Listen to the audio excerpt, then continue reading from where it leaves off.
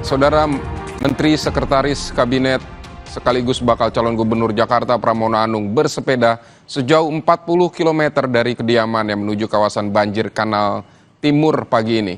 Pramono menyempatkan untuk melihat jalur sepeda yang ada di BKT.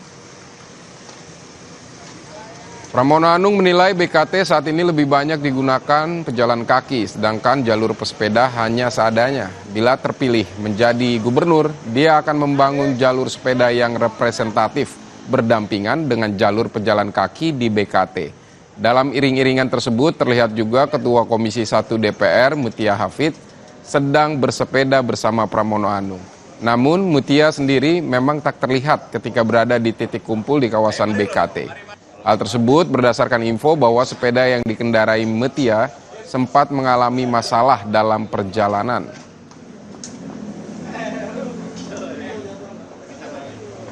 BKT ini kan kita tahu salah satu tempat yang dulu pernah punya persoalan problem dengan banjir. Tapi sekarang ini sudah tertangani dengan lebih baik.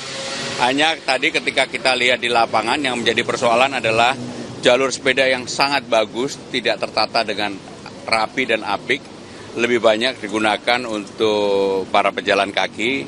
Maka kalau saya diberikan amanah, tetap pejalan kaki diberikan tempat, tetapi jalur sepedanya diperbaiki. Karena jalur sepeda terpanjang sebenarnya bukan di mana-mana, ada di tempat ini, di BKT ini. Saudara bakal calon Wakil Gubernur Jakarta Rano Karno membenarkan kalau Maudy Kusnadi alias Zainab Sidul tidak masuk dalam tim pemenangan Pramono Anung Rano Karno. Rano Karno menambahkan Maudy Kusnadi batal masuk dalam tim pemenangan karena sedang berada di Bali dan merawat suaminya yang sakit. Menurut mantan Gubernur Banten itu, Maudy alias Zainab Sidul tetap akan bantu dukungan meski namanya tidak dicantumkan dalam tim pemenangan.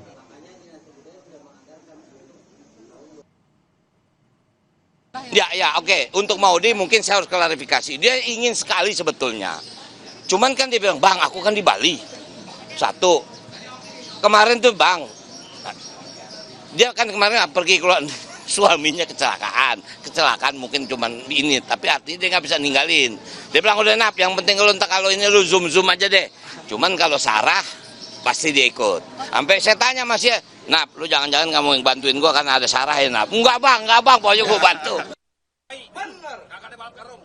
Sementara itu bakal calon Gubernur Jakarta Ridwan Kamil menemui perwakilan Badan Musyawarah Betawi atau BAMUS Betawi Jumat malam. RK disambut hangat dengan kesenian Betawi, Palang Pintu. Acara dilanjutkan dengan diskusi dan silaturahmi dengan warga Betawi di Jatinegara, Jakarta Timur. BAMUS Betawi tetap menyatakan netral di pilkada dan enggan terlibat politik praktis. Sementara RK berkomitmen menyerap aspirasi warga dan melestarikan budaya dengan menjadikan Jakarta kota global. Hari ini Bang Eki mewakili salah satu Dewan Adat dari BAMUS Betawi menyerahkan satu dokumen rekomendasi tentang bagaimana pelestarian budaya Betawi ketika di Jakarta Baru, Jakarta naik kelas menjadi kota global. Jangan sampai kota globalnya tercapai, tapi meninggalkan identitas wilayah yang penuh dengan kearifan lokal, yaitu budaya Betawi.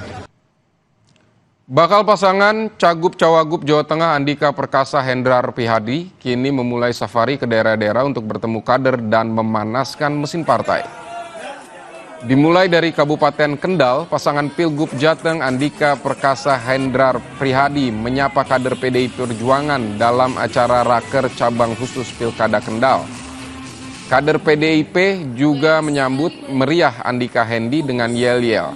Dalam safari gelombang pertama ini, DPP PDIP menjadwalkan pasangan Andika Hendi untuk mengunjungi sejumlah DPC dan memperkenalkan diri. Usai Kendal, Andika Hendi juga akan bertemu dengan para kader PDIP di Kabupaten Demak, Salatiga, dan Semarang. Ya, pokoknya saya ditugaskan, Mbak. Yang penting sekarang adalah fokus saya bagaimana mengenal masyarakat Jawa Tengah, berusaha untuk menyapa mereka, sekaligus mendengarkan dari mereka elektabilitas itu kan nanti ya berjalan sendiri. Masih dari Jawa Tengah, bakal calon gubernur Jawa Tengah Ahmad Lutfi borong produk UMKM dan sayuran saat menyapa warga di Klaten. Ahmad Lutfi menyebut UMKM paling banyak ada di desa. Ahmad Lutfi berencana akan memperkuat UMKM karena usaha mikro kecil jika diperkuat akan semakin besar dan mampu bertahan dari gempuran inflasi. Tidak hanya berbincang dan berinteraksi dengan para pelaku UMKM, namun dia juga memborong seluruh dagangan para UMKM tersebut. Menurut Ahmad Lutfi, di Jawa Tengah ada sekitar 42 juta UMKM. 90% dari jumlah itu justru berada di desa. Maka usaha mikro kecil inilah yang seharusnya diperkuat hingga menjadi besar. Di wilayah kita itu, UMKM kita itu besar sekali. Usaha mikro yang satu ibu rumah tangga punya 4 karyawan, 3 karyawan tukang bakso, tukang es dan lain sebagainya, yang hampir 42 juta UMKM itu di Jawa Tengah.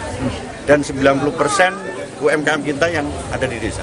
Sehingga ke depan saya pengen bahwa UMKM inilah yang mendorong terkait dengan inflasi kita.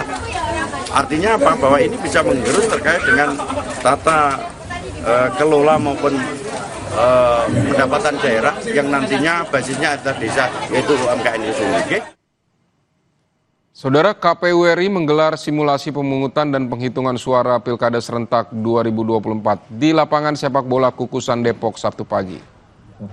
Simulasi dilakukan mulai dari pengambilan sumpah petugas kelompok penyelenggara pemungutan suara atau KPPS hingga penghitungan suara.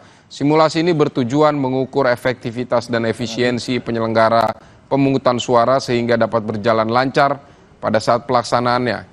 Ini merupakan simulasi pertama dan selanjutnya akan dilakukan beberapa simulasi, termasuk simulasi untuk calon tunggal atau kotak kosong. Hasil simulasi ini nantinya akan dipresentasikan dalam rapat bersama DPR. Simulasi ini bertujuan untuk mengukur efektivitas dan efisiensi penyelenggaraan pemungutan suara dan sampai sejauh mana tingkat akurasi petugas KPPS dalam mengadministrasikan hasil pemungutan suara. Dan kegiatan simulasi pemungutan dan penghitungan suara seperti yang dilaksanakan pada hari ini nanti akan diteruskan oleh KPU Provinsi, KIP Aceh, KPU, KIP Kabupaten Kota se-Indonesia. Ini yang pertama. Ya, karena KPU memang saat ini sedang melakukan proses legal drafting mengenai rancangan peraturan KPU tentang pemungutan penghitungan suara, maka kami butuh untuk mengukur efektivitas, efisiensi, dan akurasi mengenai proses dan formulir. Seperti yang pernah kami lakukan dalam pemilu serentak 2024 yang lalu, hasil simulasi kami presentasikan dalam rapat konsultasi di DPR. Saudara, sudah ada jurnalis Kompas TV Claudia Carla yang memantau jalannya simulasi Pilkada Serentak di Depok, Jawa Barat ini, saudara. Selamat siang, Carla. Carla, ini apa catatan yang Anda lihat dari simulasi hari ini? Apa saja kendala yang ditemukan misalnya dalam proses pemungutan suara dan penghitungan suara? Ya, Vidi dan juga saudara, saat ini sedang berlangsung simulasi pemungutan suara untuk pemilihan gubernur, wakil gubernur, kemudian bupati, wakil bupati, dan wali kota dan wakil wali kota untuk Pilkada 2024 nanti yang diselenggarakan oleh KPU RI. Simulasi ini telah berlangsung sejak pukul 8 pagi tadi dan untuk pemungutan suara ini nantinya akan berlangsung hingga pukul 1 siang dan juga akan dilanjutkan dengan penghitungan suara. Untuk simulasi ini juga telah dihadiri oleh sejumlah petugas KPU dari berbagai provinsi di Indonesia. Dalam simulasi ini juga telah diberlakukan berbagai skenario, salah satunya juga pemberian pendampingan pada penyandang disabilitas atau berkebutuhan khusus. Kemudian juga sudah dibatasi daftar pemilih tetap sejumlah 600 pemilih. Kemudian dengan adanya surat suara cadangan sebanyak 15 surat. Kemudian ada juga sedikit perubahan pada format formulir C yang diharapkan dapat memudahkan petugas KPPS dalam melakukan penghitungan suara dan juga untuk menjaga akurasi saat proses scanning ke aplikasi Sirekap. Kemudian ada juga pembatasan terkait dengan 2 surat suara untuk masing-masing TPS kecuali untuk wilayah DKI Jakarta dan juga daerah istimewa Yogyakarta yang dibatasi hanya hanya 1 suara saja, yang diharapkan nantinya dapat mengurangi tingkat kelelahan dari petugas KPPS. Simulasi ini bertujuan untuk mengukur sejauh mana efektivitas dan juga efisiensi proses pemungutan suara nanti, sehingga diharapkan nantinya pada saat proses pelaksanaan Pilkada 2024 dapat berjalan dengan lancar. Kemudian ini merupakan simulasi pertama dan nantinya akan ada beberapa simulasi lainnya di beberapa daerah. Namun hingga saat ini belum diberikan informasi terkait dengan di mana saja simulasi tersebut akan dilakukan, lalu kemudian juga kapan simulasi tersebut akan dilakukan. Namun simulasi juga akan dilakukan untuk calon tunggal. Untuk hingga saat ini kendala yang dilaporkan adalah kepadatan peserta ataupun pemilih, dan nantinya untuk kendala-kendala lanjutan akan dikumpulkan usai dari proses penghitungan suara dan simulasi ini selesai dilakukan. Hasil evaluasi ini nantinya akan dibawa ke rapat bersama dengan DPR RI. Demikian Vidi dan juga saudara, kembali ke studio. Baik, ini simulasi pertama dan selanjutnya akan ada simulasi-simulasi lainnya termasuk simulasi jika ada calon tunggal atau kota kosong. Terima kasih Claudia Carla untuk laporan Anda dari Depok, Jawa Barat. Saudara, usai jeda, rekan Jian Novita akan menemani Anda dengan informasi usai menahan imbang Arab Saudi. Timnas Garuda bertekad membuat kejutan saat menghadapi Australia. Tim asuhan pelatih Sintayong itu berusaha menang atas Australia di depan publik sendiri.